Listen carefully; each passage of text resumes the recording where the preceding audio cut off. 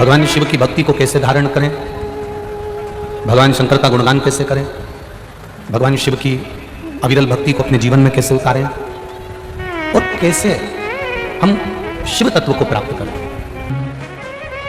एक पशु और एक मनुष्य, एक पशु पक्षी जानवर और मनुष्य में एक बहुत बड़ा अंतर होता है। पशु पक्षी जानवर कथा श्रवण कर कर सतमार्ग की ओर चलता नहीं है, पर मनुष्य यदि एक बार भी भगवान की कथा में पहुंच जाए और भगवान की कथा को श्रवण कर ले और अपने जीवन में थोड़ा सा भी उतार ले, अपने जीवन में अगर थोड़ी सी भी कथा को उसने उतार लिया तो ये निश्चित है कि वो अपने गलत मार्ग को छोड़कर सतमार्ग की ओर अग्रसर हो ही जाएगा। ये निश्चित है। कितनी दूर से आप लोग कथा सुनने के लिए आए हो?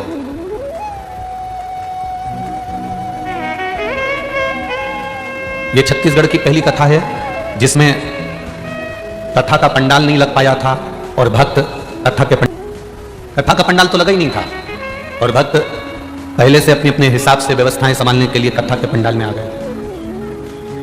कितनी श्रद्धा, कितना विश्वास, कितनी दृढ़ता है आपकी।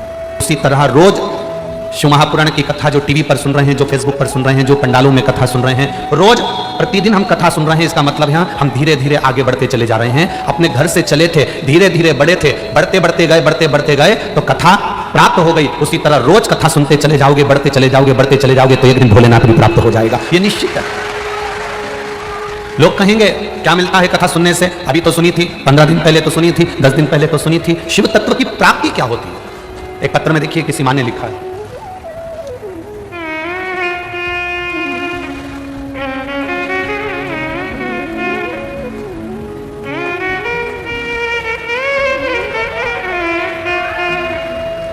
मैं लक्ष्मी सिन्हा, पति ब्रेश सिन्हा, राजनंदगांव छत्तीसगढ़, हमालपारा वार्ड नंबर 26 के हैं। कहीं बैठे हों तो हाथ हिलाइएगा।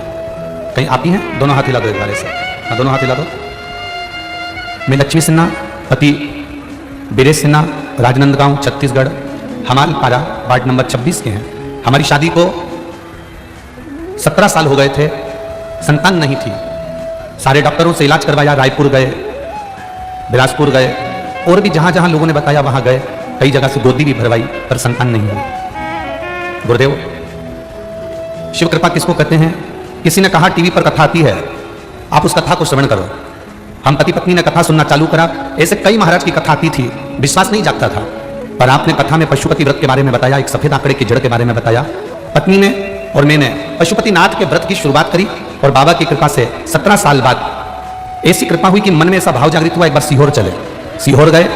26 मई 2022 को हम सीहोर पहुंच गए और 26 मई 2022 को सीहोर में जाके कंकर को उठाकर जमीन पर रखकर उसकी पूजन कर कर प्रार्थना कर कर आए कि बाबा 17 साल हो गए, डॉक्टरों ने मना कर दिया है, संतान का सुख किस्मत में नहीं, पर आप जरूर देना। बाबा की कृपा से गुरुदेव 26 मई 2022 को हम सीहोर से आए। आप कहते हो 3 महीने में बाबा देता है, मेरे बाबा ने 1 महीने में सुन लिया। 16 फरवरी 2023 को मेरे यहाँ पर एक बच्चे का जन्म हुआ है। बच्चा लाओ साथ में, थोड़ा सा ऊंचा करो उसको हल्का सा, हो सके कार्यकर्ताओं से निवेदन है, कार्यकर्ता उस बच्चे को, उसके माँ को और पिता को यहाँ तक लेकर जाए।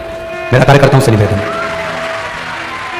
खाली ना जाता कोई दर से तुम्हारे, खाली ना जाता कोई दर से तुम्हारे, मैं भी खड़ी हूँ नदी बाहें फसाए, मैं भी खड़ा हूँ नदी बाहें फसाए। अपने हृदय से लगा लो गिरी जा रही हो, उठा लो प्रभु अपनी दर से अब तो न टालो, गिरा जा रहा हो, उठा लो। 17 वर्ष के बाद भी एक विश्वास, एक आस, एक भरोसा, एक दृढ़ता नहीं तोड़ी। और जब 17 वर्ष के बाद जब विश्वास नहीं टूटा, भरोसा नहीं टूटा, मात्र टीवी पर कथा सुनकर भरोसा इतना दृढ़ हो गया, इतना दृढ़ हो गया कि मेरे बाबा को गोदी में संतान देना ही पड़ी। ये शिव तत्व है। आप करो भजन। कितनी दूर से चले आप, कितने दूर से अपने अपने घरों से चले, 50 kilometre, 30 kilometre, 40 kilometre, 100 kilometre, 80 kilometre, 17 kilometre, चलते चलते चलते चलते चलते चलते कथा तक पहुंच गए। जब चलते चलते बढ़ते बढ़ते आप कथा तक पहुंच सकते हो तो ये निश्चित है कथा सुनते सुनते सुनते सुनते आप उस भोलेनाथ तक भी पहुंच सकते हो। ये निश्चित था, ये पक्का है। आप उसकी चौखट तक जाना है, आपको उसके दरवाजे तक जाना है, आपको उसके द्वार तक जाना है, तो वो भक्ति के बल पर जाना।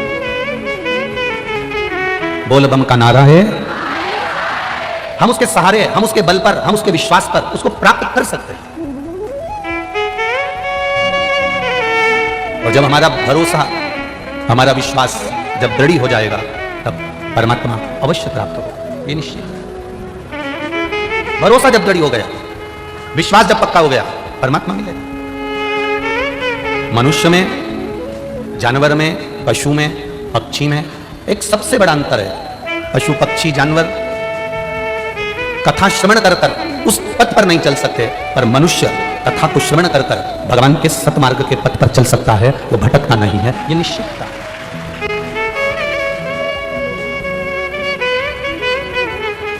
एक मानव को जो ज्ञान प्राप्त होता है, अगर उस ज्ञान का उसको अहंकार नहीं हो, उस ज्ञान का उसको अभिमान नहीं हो, तो शिव महापुराण की कथा कहती है वो मानव संपूर्ण विश्व में कुछ ना कुछ अच्छा कर कर चले जाता है।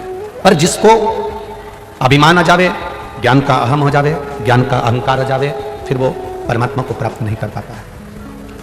एकांतेश्वर शिव महापुराण की कथा हमको यही बता रही है। एकांतेश्वर शंकर भगवान की कथा हमको ये कह रही है। एकांतेश्वर शिव महापुराण की कथा ये हमको समझा रही है कि हमें भक्ति के बल को कैसे बढ़ाना, हमें भजन के बल को कैसे बढ़ाना। एक बार जोरदार ताली बजाओ। 17 वर्ष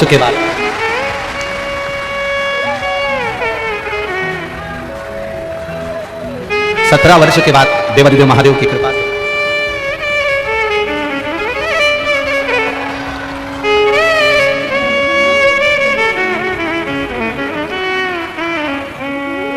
जिसने विश्वास किया, जिसने भरोसा रखा, उसने उसका हाथ पकड़ा।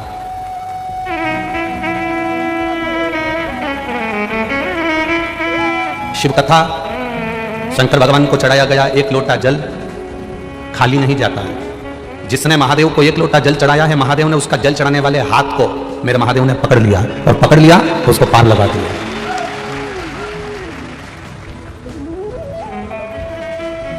संपूर्ण ब्रह्मांड का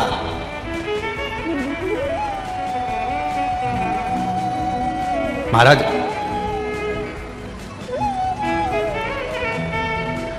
संपूर्ण ब्रह्मांड का यदि कोई संचालन करने वाला है, संपूर्ण ब्रह्मांड को अपनी मंजिल तक पहुंचाने वाला है, संपूर्ण ब्रह्मांड में अगर कहीं भक्ति का बीज भी प्रकट करने वाला है, संपूर्ण ब्रह्मांड में अगर कुछ देने की सामर्थ्यता कोई रखने वाला है, शुरू से लेकर जीवन के अंत तक प्राप्ति का केंद्र बिंदु अगर कोई प्राप्त करना चाहता है तो वो केवल शिव है। शिव के सिवा कुछ भी नहीं, केवल शिव। अगर कोई झूठे मुंह से मतलब है कि कोई भगवान को नहीं मानता, भगवान के भजन में नहीं जाता, भगवान शंकर के मंदिर नहीं जाता, भगवान की कथा में नहीं जाता, भगवान के स्मरण में नहीं जाता, भगवान की पूजन में नहीं जाता, दिखावे से भी अगर कोई शंकर के मंदिर में पहुंच गया, उसका मन नहीं है, उसका चित्त नहीं है, उसका विचार नहीं है, फिर भी उस शिव के मंदिर तक अगर पहुंच गया, भले किसी के साथ गया, इतने सारे लोग अगर कथा में आए हैं तो इसमें से कुछ लोग ऐसे भी होंगे जो अपनी मम्मी को, अपने माता को, अपने पिता को, अपने चाचा को, चाची को, काका को, काकी को छोड़ने के लिए भी आए हों, और उन्होंने कहा मैं कथा सुनने नहीं बैठूंगा, बस आपको छोड़ूंगा, चले जाऊंगा, केवल आपको छोड़ूंगा और चले जाऊंगा। और घर के बच्चों ने जब कहा कि मैं आपको छोड़ूंगा और चले जाऊंगा, तो घर के लोगों को कह देना चाहिए ठीक है, तो हमको उसके दरवाजे तक छोड़ दे और फिर चले जा, मना नहीं है। घर के बच्चे एक बार उसके दरवाजे तक पहुंचे तो भले हमको छोड़ने पहुंचे, पर मंदिर के द्वार तक, कथा के पंडाल तक, भगवान की शरणागति तक आए तो जो एक बार बच्चा अपने माता पिता को कथा स्थल तक छोड़ने आ जाता है, जो एक बार बच्चे अपने माता पिता को मंदिर तक छोड़ने आ जाते हैं तो मंदिर का सेठ, मंदिर में रहने वाला भोलेनाथ और मेरे शिव महापुराण उस बच्चे का हाथ भी पकड़ लेते हैं, भले छोड़कर गए, भले वो छोड़कर क्यों ना गया।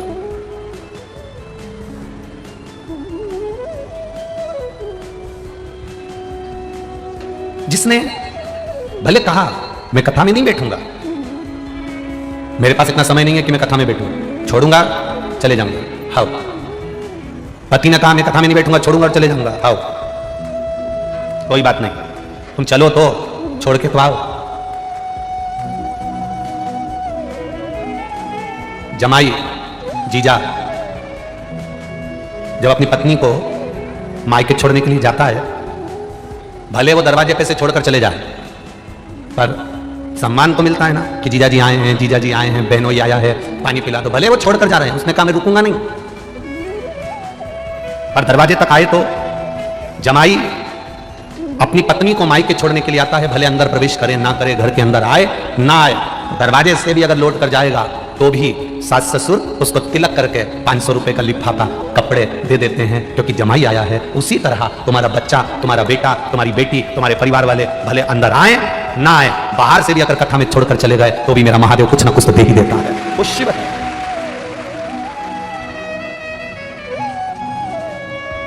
मैंने तेरे ही भरोसे बाबा, तेरे ही भरोसे हवा बिच उड़ती जावांगी बाबा, डोर हटो छड़ीना में कटी जावांगी, भोले मैं तेरी पतन, शंभू मैं तेरी पतन। शिव पुराण कह रही है, एक छोटे से पत्थर को घर में रखकर जल चढ़ाना चालू कर दोगे, पूजना चालू कर दोगे, पूजते रहोगे, पूजते रहोगे, पूजते रहोगे, तो पत्थर में भी प्राण आ जाते हैं और पत्थर की भी प्राण प्रतिष्ठा हो जाती है। एक पत्थर को तुमने पूजना चालू करा, एक पत्थर को तुमने परमात्मा मान लिया, एक पत्थर को तुमने परमेश्वर मान लिया, एक पत्थर को तुमने पूजना चालू करा, तो पत्थर में प्राण आ जाते हैं और उसकी प्राण प्रतिष्ठा हो जाती है। मंदिरों में राम जी की मूर्ति, कृष्ण जी की मूर्ति, शंकर जी की मूर्ति, देवताओं की मूर्ति सब पत्थर की होती है, सब पत्थर की। ब्राह्मण देवता, भूदेवता, विद्वत ब्राह्मण, संत, साधु, गुरुजन जब उस पत्थर की मूर्ति की पूजन करना चालू करते हैं, पत्थर की मूर्ति को जब प्राण देना चालू करते हैं, पत्थर की मूर्ति की जब पूजन चालू करते हैं तो उसमें प्राण आ जाते हैं और उसकी प्राण प्रतिष्ठा हो जाती है। एक पत्थर को पूजना चालू करोगे, बार बार जल चढ़ाना चालू करोगे, बार बार उसके ऊपर बेलपत्र चढ़ाना चालू करोगे, बार बार आप उसकी पूजन करना चालू करोगे, तो पत्थर में प्राण आ जाते हैं, प्राण प्रतिष्ठा हो जाती है और आपकी मनोकामना पूर्ण होने लगती है। उसी तरह जब आप रोज रोज भगवान की कथा सुनते चले जाओगे, भले टीवी पर सुन रहे हो, भले फेसबुक यूट्यूब पर सुन रहे हो, भले मोबाइल पर सुन रहे हो, भले पंडाल में सुन रहे हो, बार बार भजन गाते चले जाओगे, बार बार पूजन करते चले जाओगे, बार बार कथा सुनते चले जाओगे, जितनी बार कथा सुनते चले जाओगे चले जाओगे, उतना वो कथा, वो भजन की प्राण प्रतिष्ठा हो जाएगी और आपकी कामना पूर्ण हो जाएगी।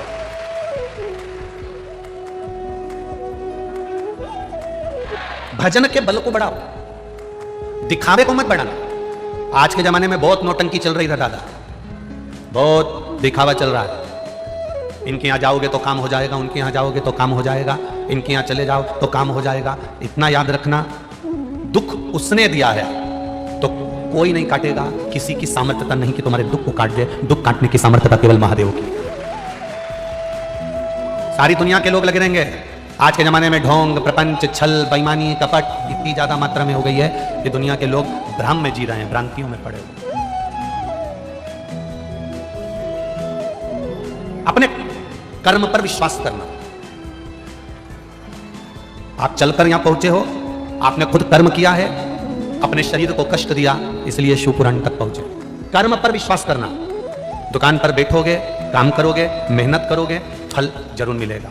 बैठकर भजन करोगे, भगवान जरूर मिलेगा। फैक्ट्री में नौकरी कर रहे हो, कर्म करोगे, तनख्वाह जरूर मिलेगा, जरूर। कर्म करोगे, फल मिलेगा। कई लोग ऐसे भी हैं जो कर्म करना ही नहीं चाहते, हमें काम ही नहीं करना। कई लोग कहते हैं सीहोर वाले महाराज जी ने कह दिया कि बेलपत्री पर शहद लगाओ और शिव जी को चिपकाकर परीक्षा देने चले जाओ। सीहोर वाले महाराज की आधी बात तो आपने सुनी कि बेलपत्री पर शहद लगाकर शंकर जी को चिपकाकर चले जाना, और लोगों ने उस क्लिप को भी आधा काट कर टीवियों पर चला दिया, पर उसको पूरा नहीं सुना कि सीहोर वाले महाराज ने कहा था पहले अपना कर्म करते जाना, पढ़ाई करते जाना, विद्याध्ययन करते जाना, अपने कर्म को करते करते आगे बढ़ना, फिर शंकर भगवान पर एक बेलपत्री चिपकाकर उस पर भरोसा कर फिर चले जाना, कार्य पूर्ण हो जाएगा। यह विश्वास के साथ करिए। एक पत्र आया है,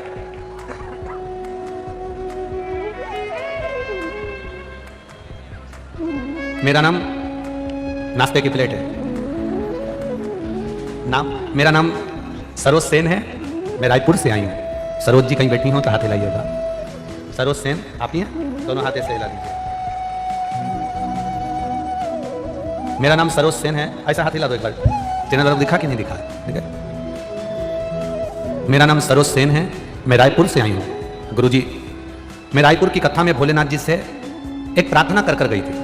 आप कहते हो कथा के पंडाल में जो बैठकर श्री शिवाय नमस्तुभ्यम साथ में आपके बोलता है ना गुरुजी, और जो मन से मांग लेता है बाबा उसको 3 महीने में दे देता है। मैंने रायपुर की कथा में देख लिया है। गुरुदेव, रायपुर की कथा में भोलेनाथ जी से कथा में बैठकर मैंने केवल बाबा से प्रार्थना करी थी, बाबा मकान नहीं, आप ऐसी कृपा कर देना कि मेरा मकान डबल तिबल मंजिल का बन जाए, बस इतनी कृपा आप कर देना। गुरुदेव, बाबा से प्रार्थना कर आई थी और कहा था जब अगली कथा कहीं पर पास में होगी जरूर जाऊंगी। शिव कृपा से मेरा मोबाइल नंबर यह है गुरुदेव। लोग हंसी उड़ाते हैं कि शिवजी पर जल चढ़ाने से या कथा सुनने से ऐसा हो सकता है। मैं छाती ठोक कर कहती हूँ मेरे बाबा ने मुझे 3 मंजिल का मकान दे दिया, मैं बाबा को यहाँ प्रणाम करूंगा। बन गया बाबू? दोनों हाथ एक बार हिला दीजिए। हर हर महादेव बोल बम का नारा है। यहां सीहोर वाला महाराज कुछ नहीं करेगा, और ना किसी महाराज की सामर्थ्यता है कि वो कुछ कर दे या आपका दुख मिटा दे। किसी महाराज की सामर्थ्यता नहीं है कि तुम्हारे दुख को मिटा दे। तुम्हारे दुख को तुम स्वयं भगवान की भक्ति कर भजन कर एक लोटा जल चढ़ाकर शिव की आराधना कर आप स्वयं अपना कर्म कर मेहनत कर आप अपने भाग्य को लिख सकते हो और आगे बढ़ सकते हो। किसी की सामर्थ्यता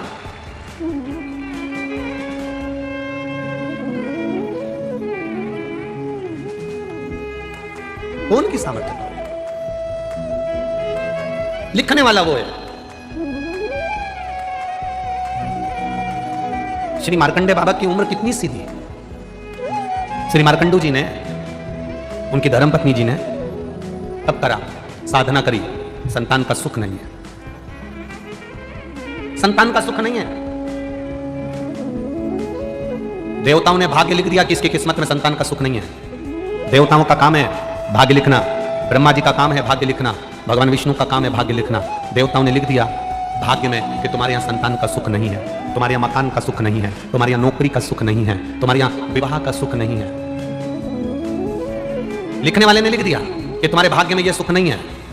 भाग्य लिखना देवताओं का काम है, पर भाग्य बदलना महादेव का काम है।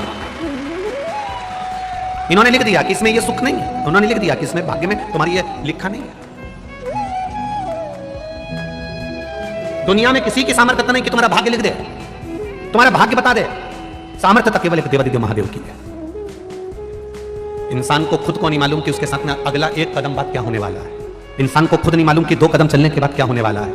इंसान को खुद नहीं मालूम कि थोड़ी देर बाद उसके साथ क्या होगा। भगवान ने यह गुण किसी को नहीं दिया कि कोई किसी का भाग्य बता दे या किसी का भाग्य लिख दे। हाँ, जो परमात्मा ने लिखा है वो मृत्यु लोक में आकर भोगना हमको है। पर जितना हम शंकर का भजन कर सकते हैं, जितना भगवान की कथा सुन सकते हैं, उससे हमें बल मिलता है, उससे बल। मार्कंडू जी के यहां संतान का सुख नहीं है।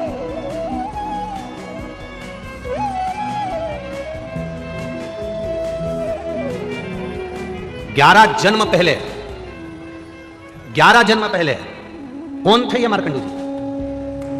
एक 11 जन्म पहले एक वैश्य, व्यापार करने वाले। इनकी पत्नी के परिवार में से सब शांत हो गए थे, केवल एक अकेला घर में इनका एक साला बच गया। जैसे धृतराष्ट्र के यहां भी एक साला बच गया। कौन था वो? शकुनी। अब पूर्व में ये वैश्य थे, खूब अच्छा कर्म करा, कभी किसी का दिल नहीं दुखाया इन्होंने। दुकान तो करी, व्यापार तो करा, पर किसी का मन नहीं दुखा।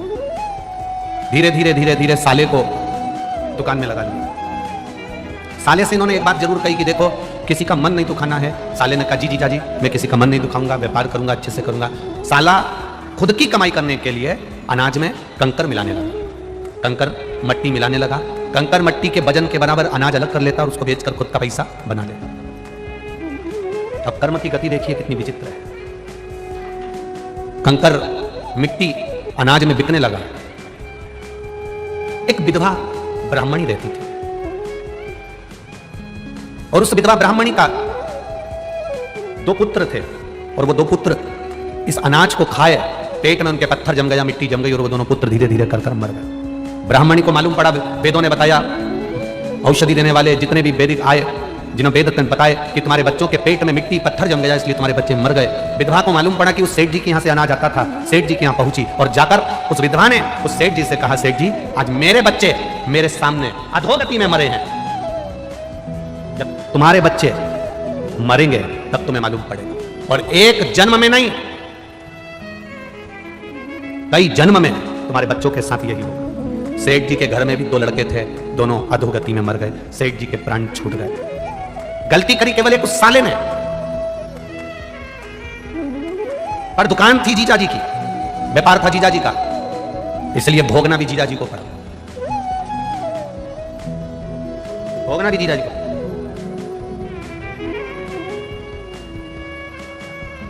प्राण छूट गए। जीजा जी वो वैश्य शांत हो गया, समाप्त हो गया, विष्णुधर बना। फिर धीरे धीरे धीरे धीरे 1 जन्म 2 जन्म 3 जन्म 4 जन्म निकलते निकलते निकलते निकलते कई जन्मों के बाद में फिर मार्कंडू जीवन। संतान का सुख नहीं हुआ इनको, संतान प्राप्ति नहीं हुई। किसी ने कहा भगवान शिव की आराधना करो। शंकर भगवान की आराधना करने के लिए एक वीरान जंगल में, वीरान क्षेत्र में जहां कोई नहीं जाता, वहां पर मार्कंडू जी पहुंच गए। अपनी पत्नी के साथ एक शिवलिंग का निर्माण करे, पूजन करी, आराधना करी, बाबा से विनय करी। रोज प्रतिदिन शिव की आराधना, एकांत में रखे हुए शिव का पूजन 3 चीजें देता है। बहुत अच्छे से समझ लेना इनका एकांतेश्वर महादेव की कथा। एकांत में रखा हुआ शिवलिंग, एकांत में रखे हुए शिव जी की पूजन 3 चीजें देती है। पहला, हमारी उम्र बढ़ाती है। दूसरा, बड़ी बीमारी शरीर में एकांत का शिवलिंग कभी नहीं आने देता। और तीसरा, हमारे जीवन में कभी वैभव की, सत्ता की और लक्ष्मी की कमी नहीं आने देता। ये एकांतेश्वर।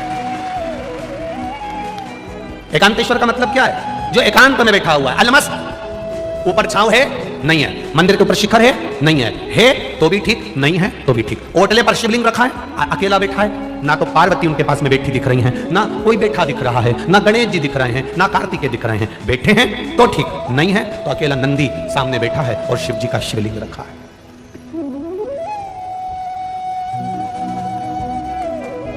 अकेले। कई लोग हमसे कहते हैं गुरुजी हमारे गांव में शंकर जी का मंदिर है और शंकर जी के मंदिर के अंदर पार्वती जी नहीं है, गणेश जी नहीं है, कार्तिकेय जी नहीं है, केवल नंदी है और शंकर जी हैं। तो क्या हम पार्वती जी, कार्तिकेय जी, गणेश जी को बिठा दें? हमने कहा कितने साल से नहीं है? अरे गुरुजी हमारे तो दादा परदादा के समय का है, कम से कम 100, 150, 200 साल का है। वो मंदिर ऐसा कैसा ही है, टूटा फूटा है, भंगार सा है। उसमें ना गणेश जी हैं, ना देवी जी पार्वती जी हैं, ना कार्तिकेय जी, नंदी है, शंकर जी हैं। और शिवलिंग भी ऐसा हो रहा है, खंडित खंडित सा हो रहा है। तो क्या हम वहां दूसरे देवी जी को, पार्वती जी को, गणेश जी को, कार्तिकेय जी को बिठा दें? हम उनसे कहते हैं किसी को बिठाने की जरूरत नहीं है। हमने पहले भी कथा में कहा, आप लोगों को समझाया कि ये शिवलिंग है, ये जलाधारी है, ये चरण है। ये शिवलिंग शंकर जी का प्रतीक है, ये जलाधारी पार्वती जी का स्थान है। जहां तो मैंने वीडियो बंद कर दी है। अब इस आप लोगों को आवाज़ सुनाई नहीं देगी। तो जो सब्सक्राइब करेगा ना उसके फ़ोन में आवाज़ आने लग जाएगी। अगर आपके फ़ोन में भी आवाज़ नहीं आ रही तो सब्सक्राइब कर दो, देखो आवाज़ अपने आप चालू हो जाएगी।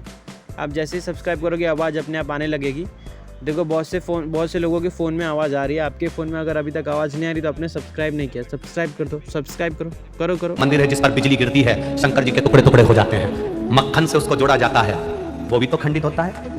खंडित हो भी गया, प्राचीन है, पुराना है, तो वो साधारण नहीं है,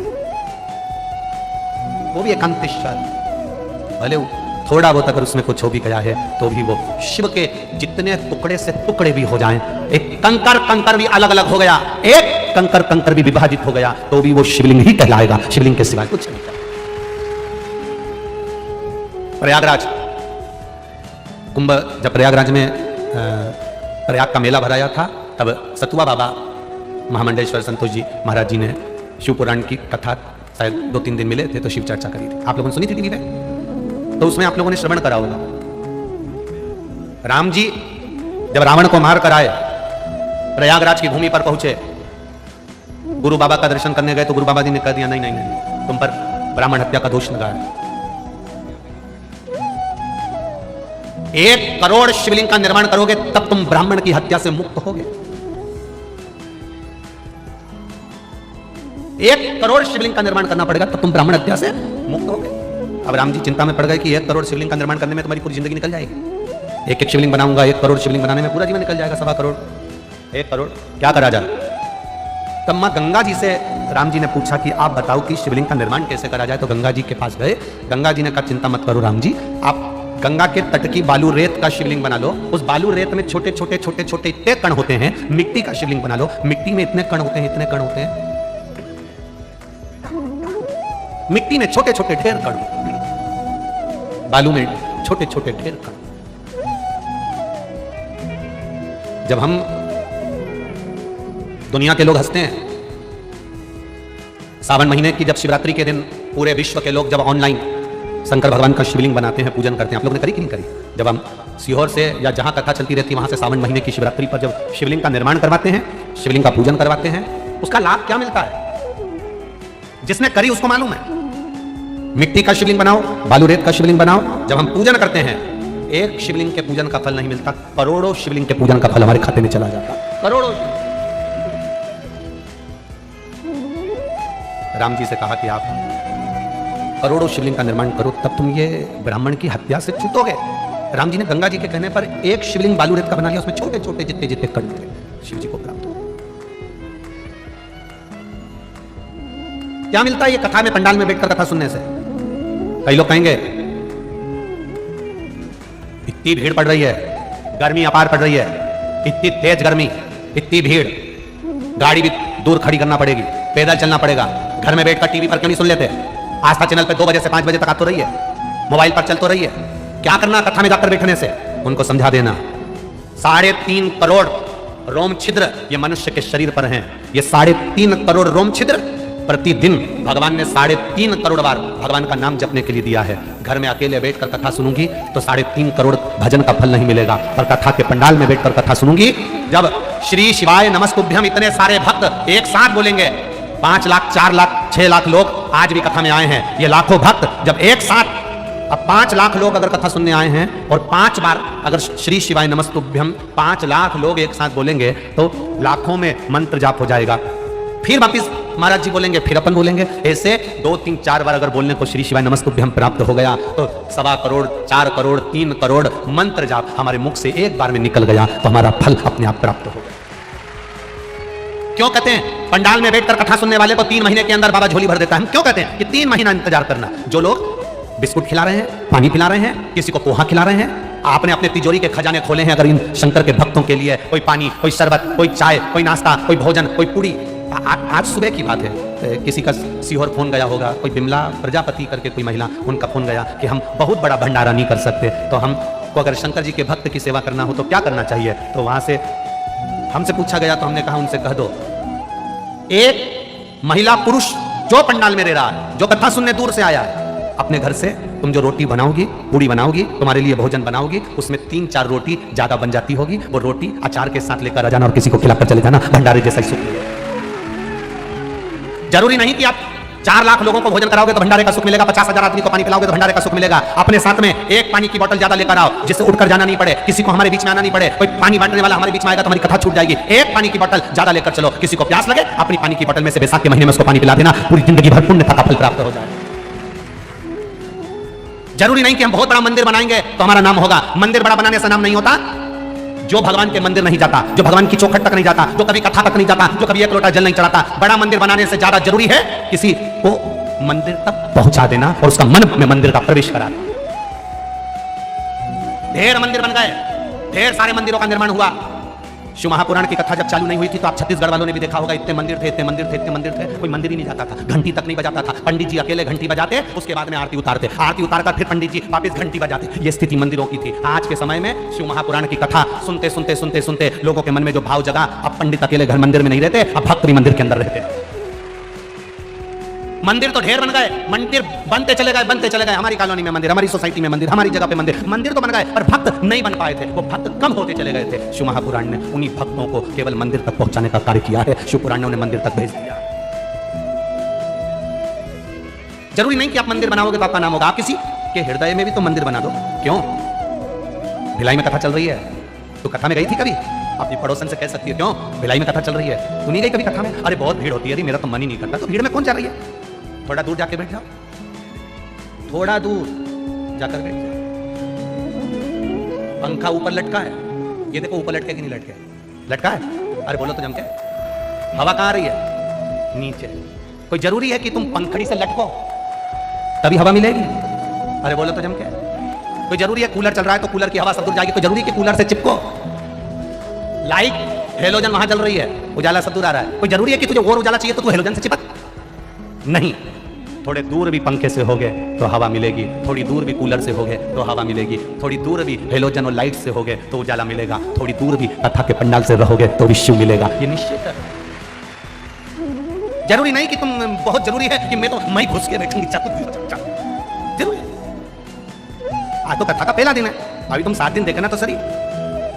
ये जजमान पांडे जी और ये विनोद जी, ये अभी तुम देखना, इनको रोज के नहीं 25 फोन आए तो गारंटी है। और पांडे जी के छोरे बेटे हूँ, उनको भी पूछना, हमको आगे नहीं बिठा सकते? हम तो तुम्हारे पहचान वाले, हम तो तुम्हारे रिश्तेदार, और हम तो तुम्हारा पार्टी के आदमी, तो तुम हमको आगे नहीं बिठा सकते, तुम हमको आगे नहीं बिठा सकते। तो इनसे भी निवेदन है, कह देना, अरियो जी जी घर से अगर कथा सुनने आना है तो ये जितने बैठे हैं ना पीछे और ये आसपास में, ये भी सुबह 6 बजे से इंतजार करते हैं, तब जाकर 2 बजे कथा मिलती है। और तुम पहचान वाले टाइम पे बस केवल और पोत पुता के और बढ़िया साड़ी वाड़ी पहन के पुतली बाई बन के और के, तुम हमें नहीं जानते? तुमको जान के करेंगे क्या? क्या करना क्या है? हम तो उसको जानने आए जो काल अधिपति महाकाल राजा है। तुम्हें क्या जाने तो जाने का, तुम सही बता, अब क्या जाने तुम? फिर उसने कह दिया बाद में देख लूंगी तेरे को। रुक जा, अब मालूम पड़े इसने तो कहा था कि बाद में देख लूंगी, छाती में दर्द उठा, हॉस्पिटल में पड़ी रही, अब देखना इसको था और देखने ये चले गए। अब करोगे क्या? देवादिदेव महादेव से अपने दिल की बात भाव के साथ में भगवान शिव से निवेदन करें।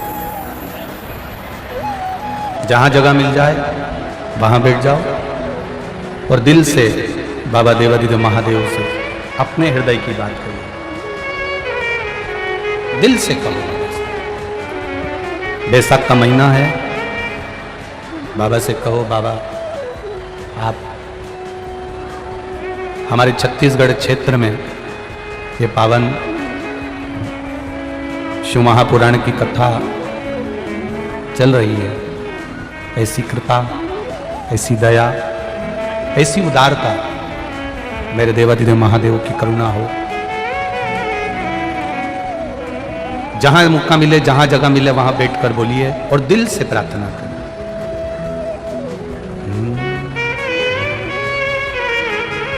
श्री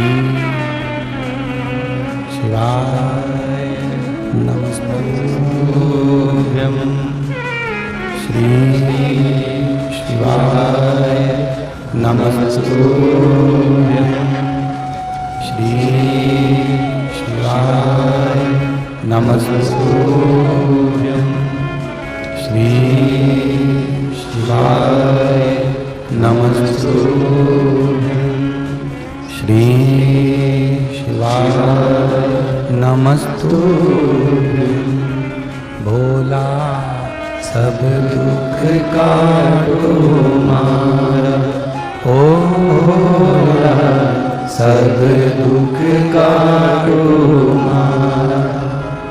शिव शंकर जपो तेरी माला, भोले बाबा जपो तेरी माला।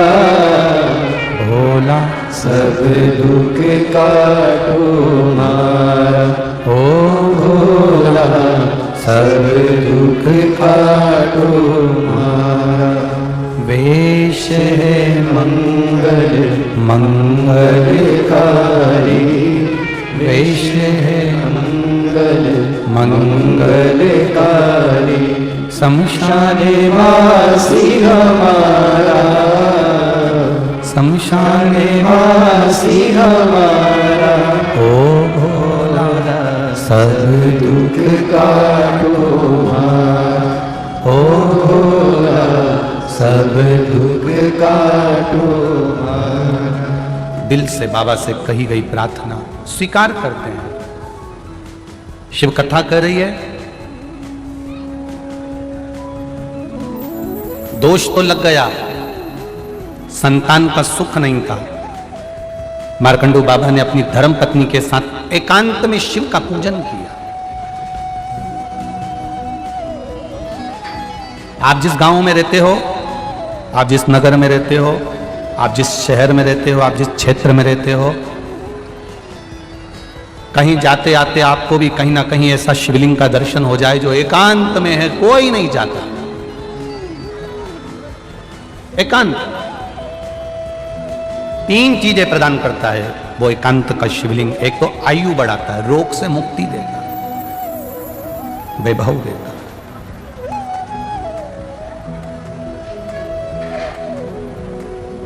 कौन से महादेव कहलाते हैं वो?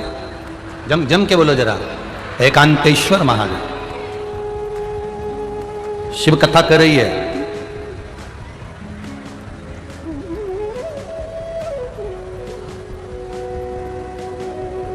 ऐसे एकांत का जो शिवलिंग होता है, एकांत में कहीं भगवान शंकर विराजमान होते हैं, वहां कुछ देर बैठेंगे। संगत थोड़ी सी एकांतेश्वर महादेव की अगर मिल गई तो वो फल देती है। जैसे 1 कटोरी चावल,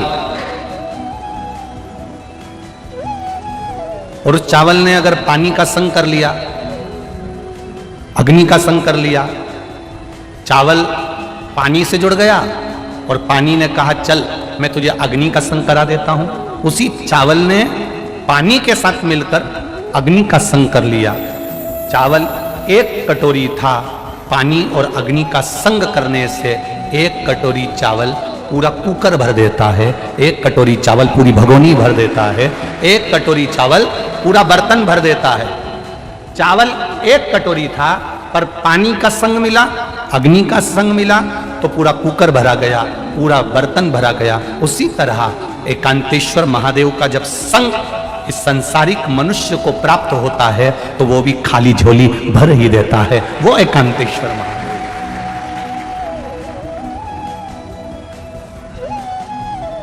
अब एकांत में शिवलिंग, मार्कंडू जी ने भगवान का भजन किया, मांगा, एक पत्र आया है,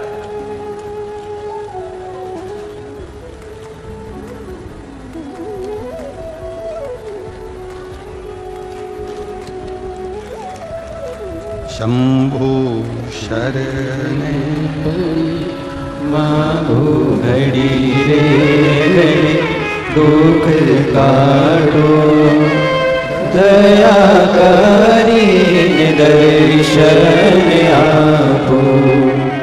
शंभु शरण घड़ी मांगो घड़ी रे घड़ी दुख काटो, दया करी दर्शन आपो। प्रदीप शर्मा, रायपुर, बजरंग नगर, आमापारा से आए हैं। कहीं बैठे हो तो हाथ हिलाइए, दिख गए क्या? कहीं बैठे हो तो हाथ हिलाइए। आप ही हैं? प्रदीप शर्मा, रायपुर, बजरंग नगर, आमापारा से हूं। गुरुजी, 1 लोटे जल का क्या महत्व है? मेरी धर्मपत्नी सीमा शर्मा को 2 बार पेट में हर्निया की तकलीफ हो गई। डॉक्टरों ने ऑपरेशन का बोला, पर हमारे पास में इतना धन नहीं कि हम करवा सकते। बाबा बैद्यनाथ जी से प्रार्थना करी, 1 लोटा जल शिव जी को चढ़ाना प्रारंभ करा और 1 लोटा जल शिव जी को चढ़ाकर उसका आचमन कराना प्रारंभ करा। मैंने बाबा से प्रार्थना करी थी, अगर मेरी पत्नी का ऑपरेशन नहीं होगा, वो ठीक हो जाएगी तो जहां भी कथा होगी वहां पैदल चलकर जाऊंगा। रायपुर से भिलाई तक पैदल आया हूं। आ जाओ, दौड़ के आ जाओ, एक बार जोरदार ताली बजाओ।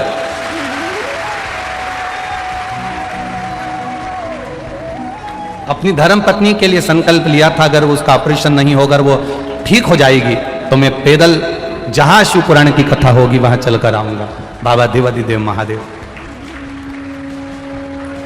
खाली न जाता कोई दर से तुम्हारे, खाली न जाता कोई दर से तुम्हारे, मैं भी खड़ा हूँ नंदी बाहें पसारे, अपने हृदय से लगा लो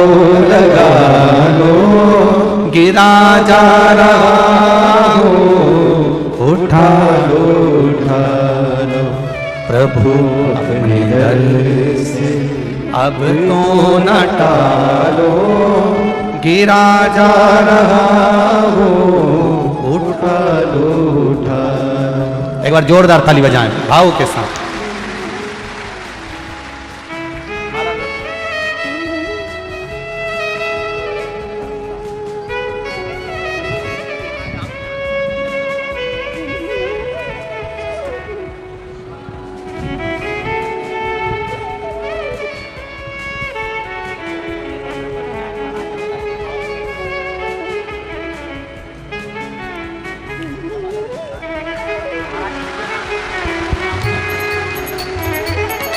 जोरदार ताली बजाएं, बाबा की कृपा, शिव तत्व है।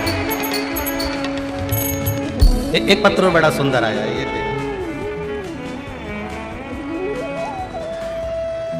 मेरा नाम निर्मला पांडे है, मेरे पति का नाम श्री नंद कुमार पांडे है। मैं भिलाई सेक्टर 5 की निवासी हूँ। पांडे परिवार की ओर से आपको नमन है।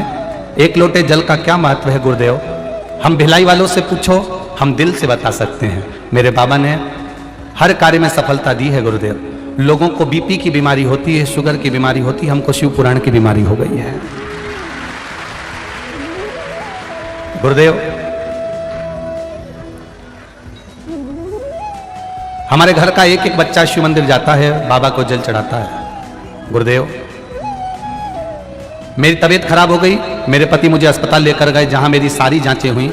मेरी रिपोर्ट मुंबई भेजी गई और इस रिपोर्ट को जब मुंबई में भेजा तो बच्चेदानी में एक बड़ी सी गठान थी। जो गठान ठीक नहीं थी, उस गठान की जांच हुई तो बताया कि ये आगे चलकर तकलीफ दे जाएगी। कहीं बैठी हो श्रीमती निर्मला पांडे, कहीं बैठी हो तो हाथ हिलाइएगा। दिख गई क्या? हाँ, एक बार हाथ हिला दीजिए निर्मला जी। ठीक है, दिख गए। मेरे पति मुझे हॉस्पिटल लेकर गए और हॉस्पिटल से वो गांठ की जांच के लिए मुंबई लेकर गए। मुंबई में जांच कराई तो वो बच्चेदानी में गांठ थी, बहुत बड़ी थी, जो ठीक नहीं थी, बड़ी बीमारी का योग था। गुरुदेव, डॉक्टरों ने 15 दिन के ऑपरेशन का समय दे दिया। हम लोग मुंबई से वापस भिलाई आ गए और 15 दिन ऑपरेशन का इंतजार करने लगे। तब किसी ने कहा मेरे पास में सीहोर का रुद्राक्ष रखा है, उस रुद्राक्ष को तांबे के लोटे में गलाओ, शिव जी को जल चढ़ाओ, उस पानी को पीना चालू करो।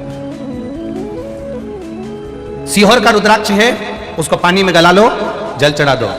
हमने हंसी में कह दिया ऐसा रुद्राक्ष तो सब कहते रहते हैं कि सीहोर का है, हम कैसे मान ले?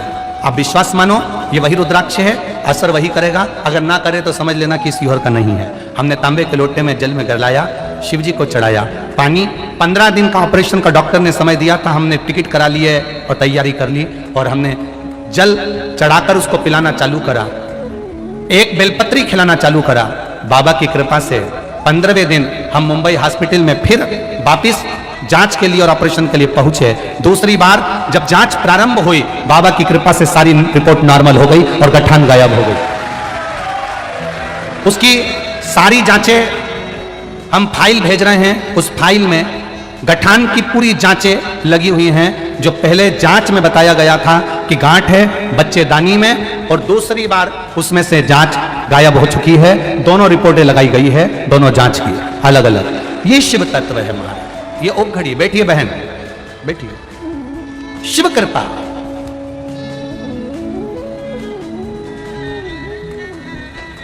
मेरे बाबा दया करना, मैं तेरे भरोसे हूँ। दोनों रिपोर्ट लगाई उन्होंने अपनी जांच की, 2 रिपोर्ट लगाई।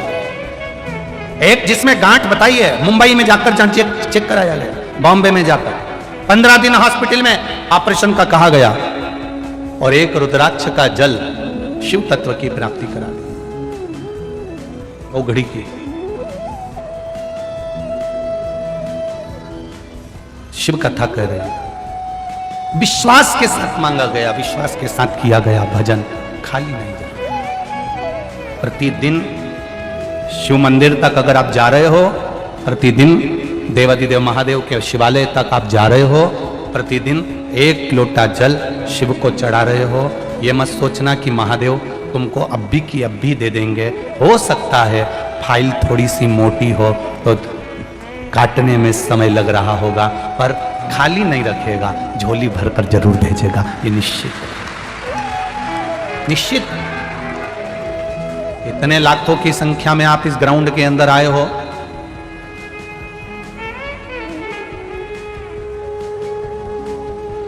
दिनेश जी साहू छुरिया वाले, उनसे बात हो रही थी तो कह रहे थे विनोद सिंह जी ने बहुत मेहनत करी है, गुरुजी पांडे जी ने और विनोद जी ने बहुत पंडाल की व्यवस्था करी गई है, 2 दिन तक पंडाल बढ़ाने की जरूरत नहीं पड़ेगी।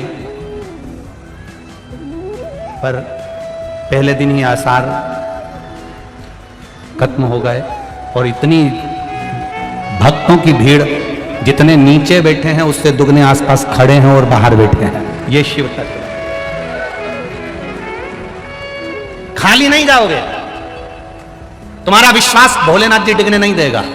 आप आए हो उसके भरोसे, तो खाली नहीं भेजेगा। तुमने जितना विश्वास रखकर कथा सुनी है, उतना विश्वास रखकर 7 दिन की कथा है, 7 दिन 2 बजे से 5 बजे तक, भरचक गर्मी भी पड़ेगी, बैसाख का महीना भी है, तुम दान भी कर रहे हो, पुण्य भी कर रहे हो, किसी को 1 गिलास पानी भी पिला रहे हो, और उस कथा का तत्व ग्रहण कर रहे हो, खाली नहीं। भजन में मन लगा, जितनी देर कथा में बैठो, दूसरों से बात नहीं करना है, व्यवस्थाओं को नहीं देखते हुए सबसे कहना है, भैया तुम्हारे पांव पड़ूं, हमें 3 घंटे की कथा में से 2.5 घंटे मिलते हैं, आधा घंटा तो आशीष भैया ले लेते हैं, 2.5 घंटा मिलता है, उसको हमें सुनने दो। 2.5 घंटे की कथा के लिए सवेरे 6 बजे से जगह संभाल कर बैठते हो, तब जाकर यह कथा प्राप्त होती है, सहजता नहीं।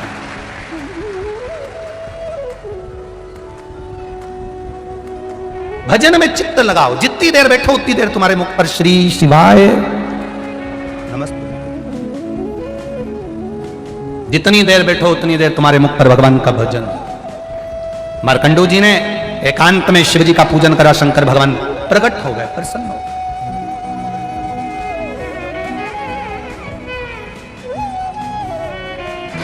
हमसे लोग कहते हैं कुबेरेश्वर धाम की इतनी महत्वता क्यों है, वहां तो अभी शंकर जी भी नहीं, कंकर शंकर है। हम उनसे कहते हैं वो एकांतेश्वर भी है, अगर वो कुबेरेश्वर है तो एकांतेश्वर भी है। सीहोर में 108 शिवालय होंगे, पर सीहोर से 10 किलोमीटर की दूरी पर जहां जंगल था, आज भले लोगों ने मत दुकान सब बना लिया, पर वो जंगल था, उस जंगल में वो अकेला बैठता था, कंकर शंकर के रूप में बैठता था। एकांतेश्वर है। एक भाई ने पत्र में लिखा है कि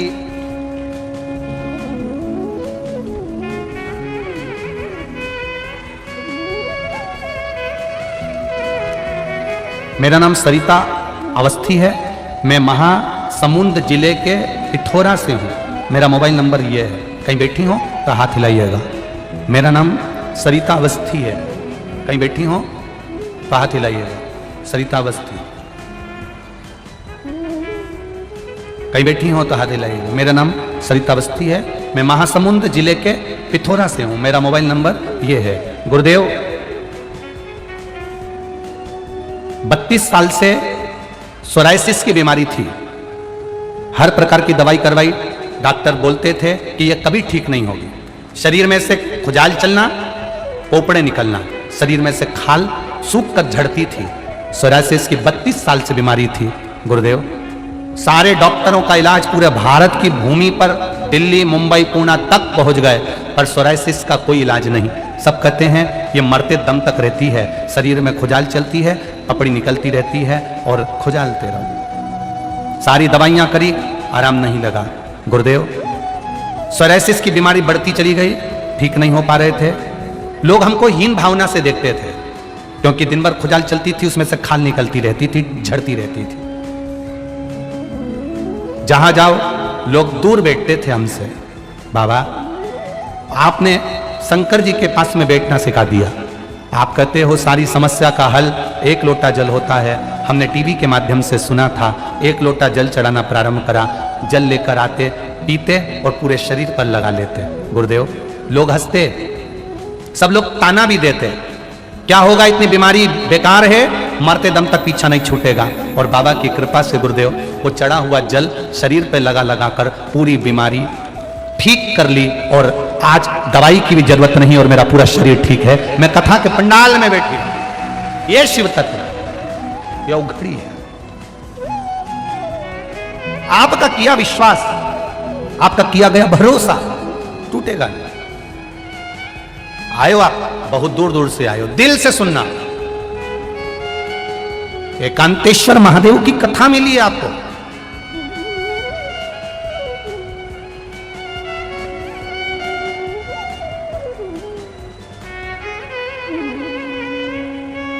मार्कंडू जी ने पूजन करी, फल मिला। शिव जी ने आकर दर्शन किया, मांगो। मार्कंडू जी, क्या चाहिए आपको? संतान नहीं है मेरे यहां, औलाद नहीं है। औलाद नहीं है? नहीं। क्यों चिंता करते? कैसी संतान चाहिए? चिरंजीवी। अगर संतान दूंगा चिरंजीवी, तो वो अच्छे लक्षण की नहीं रहे।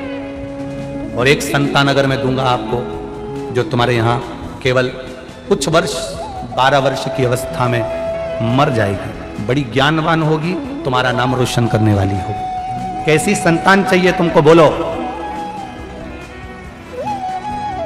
एक संतान वो होती है जिसकी लंबी आयु होती है और दुनिया को दुख देती है। एक संतान वो होती है आयु कम होती है और दुनिया को सुख देती है। आपको कौन सी संतान चाहिए? मार्कंडू जी ने कहा, जो दुनिया को कष्ट दे ऐसी संतान नहीं चाहिए। भले मेरी औलाद की उम्र कम हो, भले मेरे बच्चे की उम्र कम हो, पर दुनिया को सुख पहुंचाए ऐसी संतान दीजिए। भगवान ने एक बेटा दे दिया जिसका नाम मार्कंडे हुआ। अवस्था है छोटी, बड़ा ज्ञानी, बड़ा विद्वान।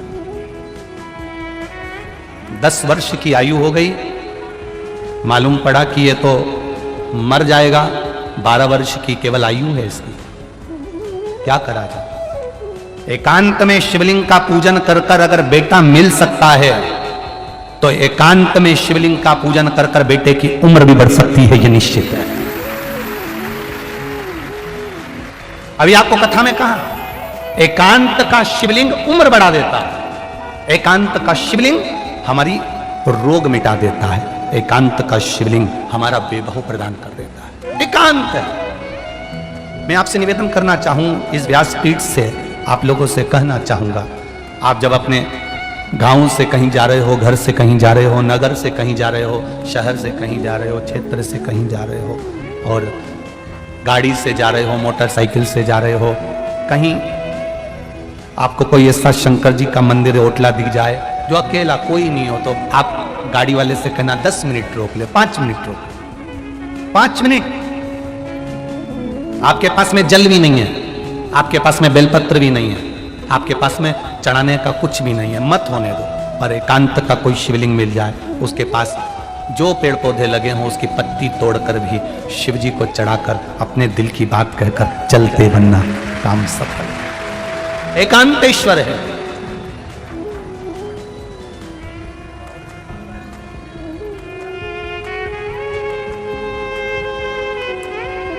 क्या देगा मेरा महादेव ये नहीं मालूम, पर इतना जरूर है, वो अपने बच्चों को, अपने भक्तों को दुखी नहीं देखता। अगर अपने भक्तों को दुखी देखता होता, लगभग 1 बजे कथा का समय रहता है, 4 बजे तक, कहीं 2 बजे कथा का समय रहता है, 5 बजे तक। पर अपने टीवी पर जितनी बार भी कथा सुनी होगी, हमने हर बार कहा है, जहां जहां कथा होती है भोलेनाथ अपने हाथ की कृपा की छांव कर लेता है। 1 बजे से 4 बजे हो, चाहे 2 बजे से 5 बजे हो, बच्चों को धूप भी नहीं लगने देता। धूप आती है, थोड़ी देर रहती है, फिर जाती है, फिर आती है, फिर जाती है, फिर आती है, फिर जाती है। और ये एक कथा में नहीं, कई कथाओं से लगातार बाबा की कुछ कृपा करुणा ही ऐसी है कि वो अपनी छत्र छाया बनाकर कथा सुनवा।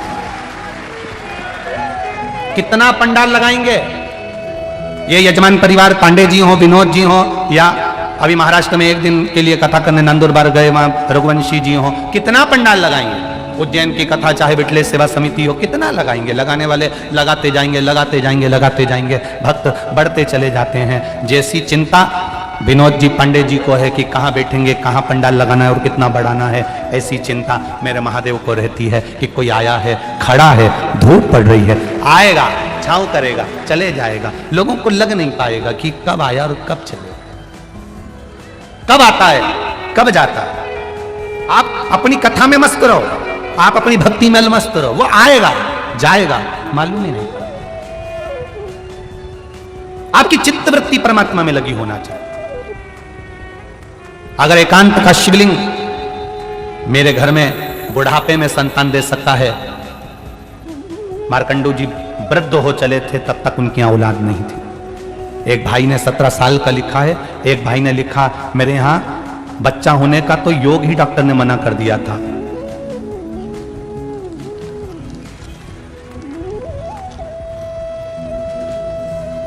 मैं समरी देवांगना, पति राजेंद्र देवांगना, तुलसीपुर निवासी हूं। मेरा मोबाइल नंबर ये है। कहीं बैठे हैं आप ही हैं? दोनों हाथ हिला दो एक बार ऐसे। मैं समरी देवांगना, पति राजेंद्र देवांगना, तुलसीपुर निवासी हूं। मेरा मोबाइल नंबर ये है। 10 साल से संतान का सुख नहीं था। संतान लाए हो साथ में? उसको थोड़ा सा ऊंचा कर दो। 10 साल से संतान का सुख नहीं था। पहली बार जब डॉक्टर को दिखाया था तो उन्होंने कह दिया था तुम्हारे यहाँ कभी औलाद नहीं होगी, क्योंकि तुम्हारे यहाँ संतान के योग नहीं है, गर्भस्थ कुछ समस्या के कारण तुम्हारे यहाँ औलाद नहीं होगी। पर बाबा ने 10 साल बाद 1 लोटे जल का पान कर कर और एक सफेद आंकड़े की जड़ से संतान की प्राप्ति हुई है। प्रणाम करने के लिए 10 साल बाद दी। उसको थोड़ा सा ऊंचा कर दो एक बार। हर हर महादेव। बैठिए बैठिए। ये शिव तत्व। जब सारी आस समाप्त हो जाए, जब सब दूर से आस छूट जाए, तब मेरे बाबा दया करना, मैं तेरे भरोसे हूँ, मैं तेरे भरोसे हूँ। आता है आप लोगों को? जरा एक बार जम के बोलिएगा। मेरे बाबा मैं मेरे बाबा दया कर, मैं ना घर के भरोसे, ना परिवार के भरोसे हूँ, ना घर के भरोसे हूँ, ना परिवार के भरोसे हूँ। मेरे बाबा दया करना, मैं तेरे भरोसे, ना इनके भरोसे हूँ, ना उनके भरोसे हूँ, ना इनके भरोसे हूँ, ना उनके भरोसे हूँ। मेरे बाबा दया करना, मैं तेरे भरोसे हूँ। मेरे बाबा दया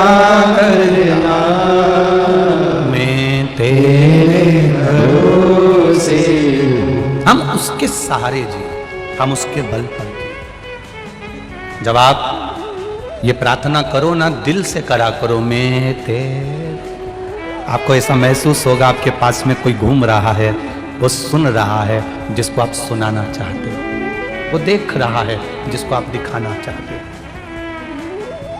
वो कर रहा है, पूरी व्यवस्था वो कर। महाराज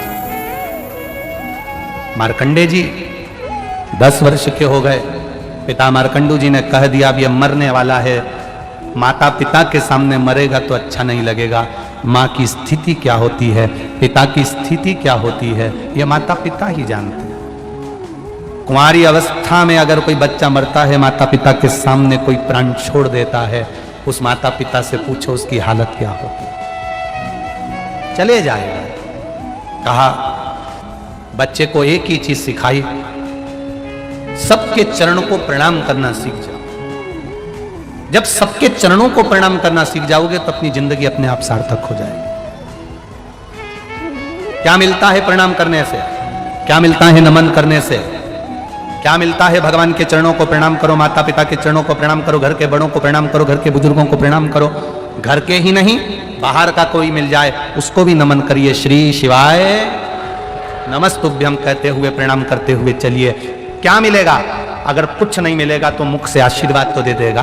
प्रणाम, कोई नीचे झुककर तुम्हें प्रणाम कर रहा है, कितना भी बेर हो, कितना भी विवाद हो, प्रणाम करने वाले को कोई गाली नहीं देता। प्रणाम करने वाले को अगर कुछ नहीं देगा तो हाथ सिर पर रख देगा, वो भी नहीं करेगा तो उठा देगा, वो भी नहीं करेगा तो उसको देख तो लेगा, उतने में भी उसका कल्याण निश्चित हो जाता है। प्रणाम की शुद्धता, करो प्रणाम। मार्कंडे जी को सिखा दिया, प्रणाम करना प्रारंभ करा मार्कंडे जी ने। जो मिले उसको नमन, जो मिले उसको प्रणाम। एक बार देव ऋषि नारद आ रहे थे, मार्कंडे जी ने उनको देख लिया। देखते से उन्होंने कहा श्रीमन नारायण। मार्कंडे जी जान गए यही नारद जी हैं, अपन इनको पहचानते तो है नहीं, प्रणाम करने में क्या जाता है। उन्होंने दंडवत कर लिया। जैसे ही प्रणाम करा, नारद जी के मुख से निकल गया चिरंजीवी भव। नारद जी ने जैसे कहा चिरंजीवी भव, मार्कंडे जी जैसे उठे तो मार्कंडे जी के सिर पर देखा कि इनकी रेखा तो मस्तिष्क की आधी कटी हुई है, अभी 2 साल में तो ये मरने वाला है। मार्कंडे जी को मैंने आशीर्वाद दे दिया चिरंजीवी भव। नारद जी आधे टेंशन में पड़ गए, गलत गाड़ी में बैठ गए, ये भिलाई जा ही नहीं रही है। जाना था भिलाई, पहुंच गए राजनांदगांव, गलत गाड़ी में बैठ गए। अब नारद जी ने विचार करा करूं तो करूं क्या। नारद जी मार्कंडे जी के पिताजी के पास पहुंच गए। मार्कंडू जी से कहा नमन प्रणाम श्रीमन नारायण। देवऋषि नारद ने जैसे ही प्रणाम किया तो मार्कंडू जी ने पूछा क्या बात है, हम आपके बेटे को हमारे साथ ले जाना चाहते हैं। मार्कंडू जी ने विचार करा बेटा मरने वाला तो है, अच्छा माता पिता से दूर हो जाएगा, प्राण भी छूटेंगे तो दूर छूटेंगे, ले जाओ इसको ले जाओ। अब जो जाने वाला है उसको लेकर जा रहा हूं, चले जाओ। अच्छा देवऋषि नारद ले जा क्यों रहे? देवऋषि नारद को क्या पड़ी कि इसको लेकर जा रहे हैं? उनको ले जाने का केवल एक ही कारण है, अब मैंने आशीर्वाद दे दिया चिरंजीवी भव। ये आशीर्वाद किसी ना किसी के माथे लुढ़काना पड़ेगा। बहुत चतुर होते हैं नारद जी, बहुत चतुर। अब ये इनको ले गए देवऋषि नारद मार्कंडे जी को। सबसे पहले पहुंच गए देवताओं के पास, सारे देवताओं के पास गए। अब इनकी तो आदत में थी मार्कंडे जी के दंडवत करना, इन्होंने जितने देवताओं के यहाँ जाए वहीं झुक के दंडवत कर दे। देवता इतने खुश, चिरंजीवी भव, चिरंजीवी भव। देवऋषि नारद इतने खुश, गाड़ी चेंज। अब अपनी गाड़ी में ये है ही नहीं, अब तो ये दूसरे की गाड़ी में बैठ गए। देवऋषि नारद इनको इंद्र के पास ले गए। इंद्र ने आशीर्वाद दे दिया चिरंजीवी भव। देवऋषि नारद बोले बहुत बढ़िया महाराज, क्या कहने तुम्हारे, 2 साल में मरने वाला। इंद्र ने नारद जी के चरण पकड़ लिए, तुम्हारे पांव पड़ूं, आशीर्वाद मेरा गड़बड़ हो गया, कुछ मेरे ऊपर कृपा कर दो। देवऋषि नारद बोले हम भी ऐसे ही फंसे थे जैसे तुम फंसे, अब तुम जानो। देवऋषि नारद ने जैसे कहा तो इंद्र मार्कंडे जी को पकड़कर ब्रह्मा जी के पास ले गए। ब्रह्मा जी के चरणों में जैसे ही मार्कंडे जी ने दंडवत करी तो ब्रह्मा जी ने आशीर्वाद दे दिया चिरंजीवी भव। इंद्र बोले अब हम जा रहे हैं। ब्रह्मा जी ने पूछा क्यों? ये बच्चा 2 साल में मरने वाला है, हम गलत गाड़ी में बैठ गए थे, अब तुम निपटो। अब ब्रह्मा जी चिंता में पड़ गए, हम ही ने तो भाग्य लिखा है इसका कि ये 12 साल में मर जाएगा, केवल 2 साल बचे थे, अब तो 1.5 बचे घूमते फिरते यहां आया और हमें उलझा दिया इंद्र ने। क्या करें? ब्रह्मा जी उनको पकड़ के ले गए भगवान विष्णु के पास में। जो मार्कंडे जी ने देखा भगवान विष्णु और लक्ष्मी को, दंडवत कर ली। जैसे ही दंडवत करी, भगवान के चरण लक्ष्मी जी दबा रही थी, इतनी खुश हो गई, उन्होंने भी कह दिया चिरंजीवी पाओ।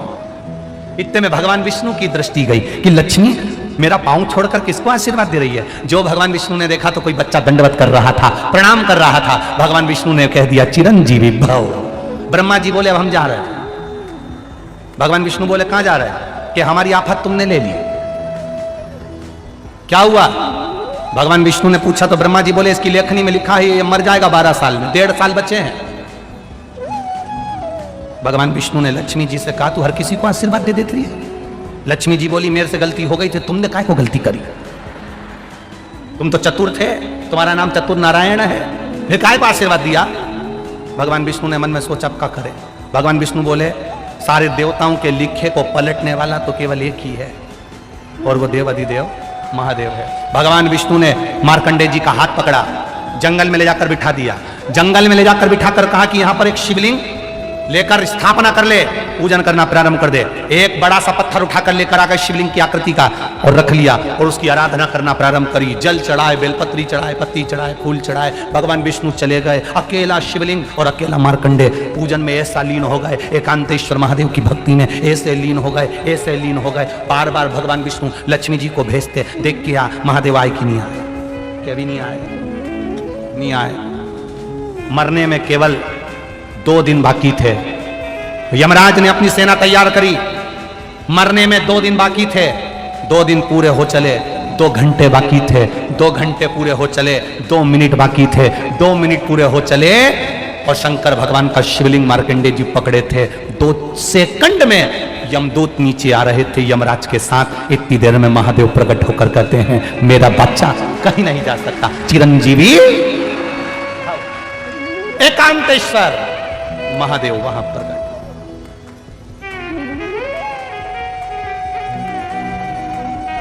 जिनकी पत्रिका देखकर, जिनके ज्योतिषाचार्य ब्राह्मण विद्वान भूदेव, जिनको दुनिया के लोग कहते कि तेरी आयु कम है, उसे एकांत में शंकर जी का मंत्र जपना चाहिए। अगर शिवलिंग की पूजन भी नहीं कर सको तो एकांत में श्री शिवाय नमस्तुभ्यम जपना चाहिए। वो भी ना बन सके तो नमः शिवाय जपना चाहिए। वो भी ना बन सके तो पंचाक्षर मंत्र, षडाक्षर मंत्र ओम नमः शिवाय जपना चाहिए।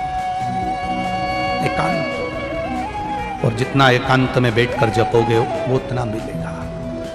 हम क्यों कहते हैं कथा सुनने बैठो, अपने पहचान वालों के पास कभी मत बैठो। जितने पहचान वालों के पास बैठोगे, महाराज कोई भी अच्छी बात कहेगा तुम तुरंत बात करने में लग जाओगे। और जब भी कथा सुनने बैठो, जिससे तुम्हारी अच्छी नींव बने, जिससे तुम्हारी नींव पटे, उसके पास बैठो। क्यों? कोई भी अच्छी बात आएगी ना, जरा सा भी तेरा पांव उसके ऊपर रखा है ऐसा देगी ना धर के, दूसरी बार तुम खुद फिर धीरे से अच्छे से बैठ जाओगे एकदम शांत। तुम्हें मालूम है ये बाजू में बैठी इससे अपनी अच्छी बनती नहीं। इसीलिए तो पूजन करने बिठाते हैं तो पति पत्नी को साथ बिठाते हैं, क्योंकि इन दोनों की कभी आपस में बनती नहीं। ये सही बैठेगी तो ये भी सही बैठेगा, ये सही बैठेगा। अगर इस पति ने जरा सा मोबाइल चलाया पूजन करते समय तो इसने,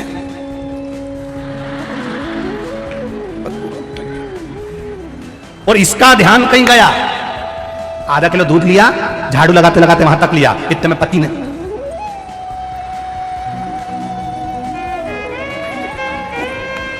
इसीलिए इन दोनों को बिल्कुल साथ में बिठाते, इंडिया और पाकिस्तान को एक साथ, दोनों इनका साथ। अच्छा, भगवान की बड़ी कृपा है पति पत्नी पर भी। ये आपस में प्रेम रहे तो इतना रहे कि एक पानी पूरी को आधा आधा खा ले, इतना प्रेम है। और आपस में प्रेम नहीं रहे तब देखो इन्हें पिज्जा भी अलग अलग चाहिए। प्रेम वाली बात है। केवल भगवान विष्णु ने मार्कंडे जी को मार्ग बताया था कि एकांत में जाकर भगवान का भजन करना। ये शिव महापुराण की कथा जो भिलाई में हो रही है और आप लोग आस्था चैनल पर सुन रहे हो 2 बजे से 5 बजे तक, सबको सूचना कर दो कि एकांत में पूजन करने का क्या फल होता है। मालूम पड़ना चाहिए कि भगवान विष्णु ने मार्ग बताया था मार्कंडेय जी को, तो मार्कंडेय जी उस मार्ग पर चले तो उनकी उम्र बढ़ गई। जो शिव महापुराण के बताए हुए मार्ग पर चलता है उसकी भी जिंदगी सफल हो जाती है। ये शिव, इसको शिव तत्व। देवराज नाम का ब्राह्मण, जो देवराज नाम का ब्राह्मण है, गलत संग पाकर चोरी करता और वो चोरी का धन लेकर आता। चोरी के धन। मेरा कार्यकर्ताओं से निवेदन है, जितने भी कार्यकर्ता, बाउंसर या आयोजक समिति के जितने भी सदस्य रहते हैं, उनसे एक निवेदन आज पहले दिन ही हम कर रहे हैं कि भक्त लोग कथा सुनने के लिए नीचे बैठे रहते हैं और आप लोग रास्ते में खड़े रहते हो। ऐसे कई लोग हैं जिनको दर्शन नहीं हो पाता। आप लोगों से केवल इतना सा निवेदन रहेगा, जैसे जहां भी कोई कार्यकर्ता, जब जरूरत पड़े आप तुरंत खड़े हो जाया करो, मना नहीं है। अगर आप लोगों को वीडियो अच्छी लगी तो यार सब्सक्राइब कर देना, और ऐसी वीडियो देखने के लिए सब्सक्राइब एक और बार कर दो यार, क्योंकि सब्सक्राइब करोगे तो हमारी सबसे पहले वीडियो आपके पास आएगी। तो सब्सक्राइब।